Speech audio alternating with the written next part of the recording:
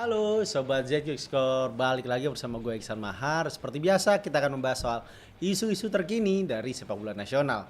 Kali ini kita akan membahas tentang persaingan di zona degradasi Liga 1 2024-2025. Bagaimana kira-kira persaingan siapa saja tim yang punya kemungkinan besar untuk turun kasta dan juga bagaimana juga persaingan di sisa pertandingan musim ini.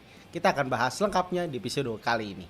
Hingga pekan ke-31, ada 3 tim yang telah berada di zona degradasi dalam beberapa pekan terakhir. Ada Semen Padang di peringkat ke-16, di peringkat 17 ada PSIS Semarang, dan juga di peringkat juru kunci ada PSS Sleman. Dari semua 3 peserta yang ada di zona degradasi, saya melihat bahwa ada PSIS Semarang dan juga PSS Sleman, 2 tim dari Jawa bagian tengah yang punya potensi dan sangat mustahil bisa dikatakan untuk lolos dari jeratan zona degradasi di musim ini. Seperti kita tahu, PSS Sleman juga sudah melakukan beberapa pergantian pelatih. Setidaknya mereka sudah punya 3 pelatih berbeda di Liga 1 musim ini. Terakhir, mantan pelatih Borneo FC membawa Borneo musim lalu juara regular season, yaitu Peter Huistra menangani PSS Sleman. Tapi hasilnya, sejak Februari lalu PSS gagal meraih hasil positif. Dalam 7 pertandingan mereka hanya sekali meraih kemenangan, sisanya mereka menelan kekalahan, termasuk terakhir ketika 2 kekalahan melawan 2 tim teratas, Dewa United dan juga Persib Bandung. Dengan rentetan hasil buruk itu, PSS masih dihadang laga-laga berat, seperti melawan PSM Makassar, kemudian mereka akan berduel langsung dengan PSIS Semarang, yang juga sedang ada di zona degradasi, kemudian akan ditantang Persija Jakarta dan juga Madura United. Dalam di atas kertas, tentu 4 laga tersisa sangat berat dimenangkan oleh PSS Sleman. Hitung-hitungan mungkin mereka hanya bisa meraih 2 kemenangan dalam sisa 4 pertandingan. Yang mana dengan hanya meraih 2 kemenangan, maka mereka akan mengucapkan Assalamualaikum kepada Liga 2. Karena di musim depan mereka akan kembali turun kasta ke Liga 2 seperti terakhir kali mereka lolos atau meraih tiket promosi ke Liga 1 pada musim 2018. Lalu bagaimana kans dari PSIS Semarang? Seperti sudah sangat sulit, bahkan bisa dikatakan misi impossible bagi PSIS Semarang untuk lolos dari jeratan degradasi.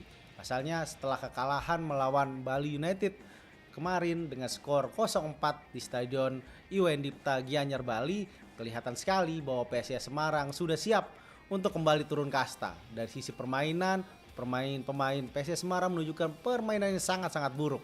2 gol bunuh diri menunjukkan bahwa tidak ada lagi fighting spirit yang ditunjukkan oleh skuad Malaysia Jenar untuk bisa setidaknya bertahan di Liga 1. Laga-laga tersisa yang dihadapi oleh PSIS Semarang juga tidak mudah karena mereka akan menghadapi head to head secara langsung dengan pesaing zona degradasi, yaitu PSS Sleman pada pekan ke-36 mendatang.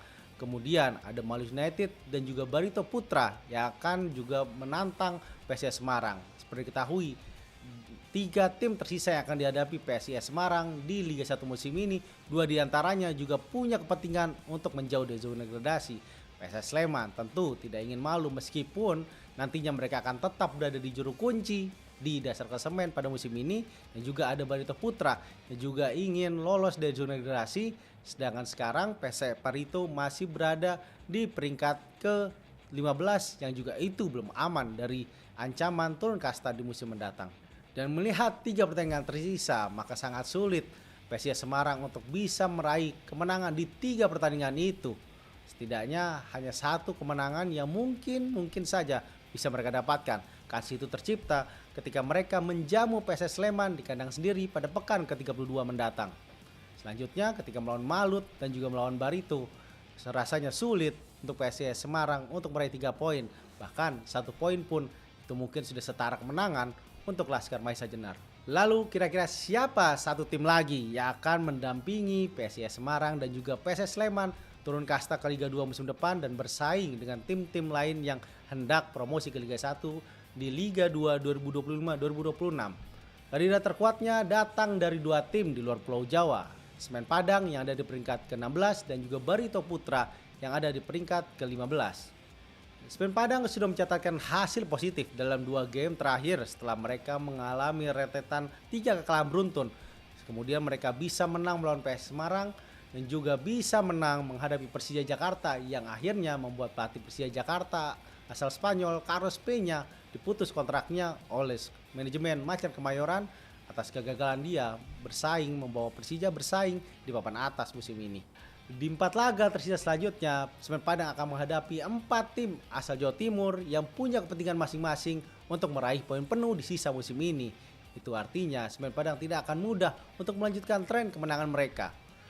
Mereka akan menjamu Madura United yang juga ingin memastikan langkah lolos dari jeratan zona degradasi di musim ini.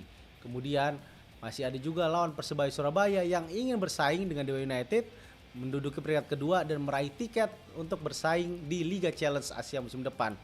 Kemudian ada Persik Kediri dan juga Arema FC yang juga tidak ingin malu dan ingin mengumpulkan poin sebanyak-banyaknya di sisa musim ini. Dari 4 pertandingan Semen Padang yang tersisa, hitung-hitungannya mereka paling realistis adalah meraih 6 poin dari 4 pertandingan tersisa. Dengan 4 poin itu, hitung-hitungannya hingga pekan ke-31 ini setidaknya mereka aman keluar dari zona degradasi. Tapi dengan catatan tim-tim di atas mereka seperti Madura United dan juga Persis Solo tidak meraih satupun kemenangan pada 4 pertandingan tersisa. Tentu untuk lolos dari zona degradasi dan tidak kembali memegang predikat tim yoyo alias tim yang musim ini baru promosi, musim depan yang sudah kembali ke Liga 2, Semen Padang tidak hanya cukup untuk meraih kemenangan beruntun. Mereka juga butuh nasib buruk yang dialami oleh tim-tim pesaing mereka, terutama 3 tim di atas mereka seperti Barito Putra, Persis Solo, dan juga Madura United. Lalu bagaimana dengan Barito Putra? Meskipun sempat menunjukkan tren cukup positif di awal putaran kedua, Barito Putra juga menghadapi laga-laga yang sulit dan juga mengemas hasil buruk pada 4 game terakhir. Mereka kalah beruntun menghadapi PSBS Biak, melawan Persis Solo yang juga pesaing di papan bawah, juga Arema FC dan juga kalah dari Persita Tangerang. Itu membuat Barito yang tadinya sempat ada di posisi aman, kini hanya bersisi 1 poin dengan Semen Padang dari zona degradasi. Jika tidak segera bangkit, Barito Putra juga akan punya ancaman degradasi karena mereka menghadapi tim-tim yang sangat sulit di sisa musim ini. Dimulai dari Dewa United, kemudian Persib Bandung, PSM Makassar dan juga duel langsung menghadapi tim zona degradasi yakni PSIS Semarang akan menjadi tantangan terakhir Barito Putra untuk lolos dari jeratan degradasi.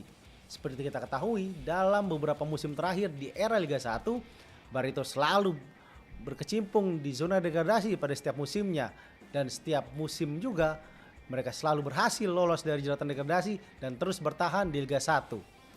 Tentu dengan kondisi itu mereka juga berharap kembali lagi dinaungi oleh Dewi Fortuna untuk tetap bisa bertahan di Liga 1 dan bersaing dengan 17 tim terbaik di Indonesia pada musim depan atau pada musim 2025-2026. Nah, dengan begitu berarti dengan kesimpulannya saya bisa katakan bahwa 2 tim asal Jawa bagian tengah, PSS Sleman dan juga PSIS Semarang, sangat mustahil untuk lolos dari zona degradasi.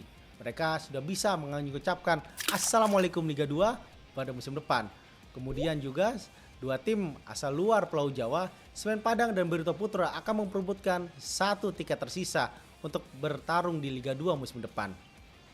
Kira-kira sahabat Executor punya prediksi tim-tim mana saja nih yang bakal degradasi? Bisa tuliskan komen di bawah. Dan terima kasih sudah menyaksikan episode kali ini. Dan jika ada kritik dan saran atau juga ada tema-tema yang ingin dibahas, bisa juga disampaikan di kolom komentar di bawah. Terima kasih Sobat Executor. Sampai jumpa.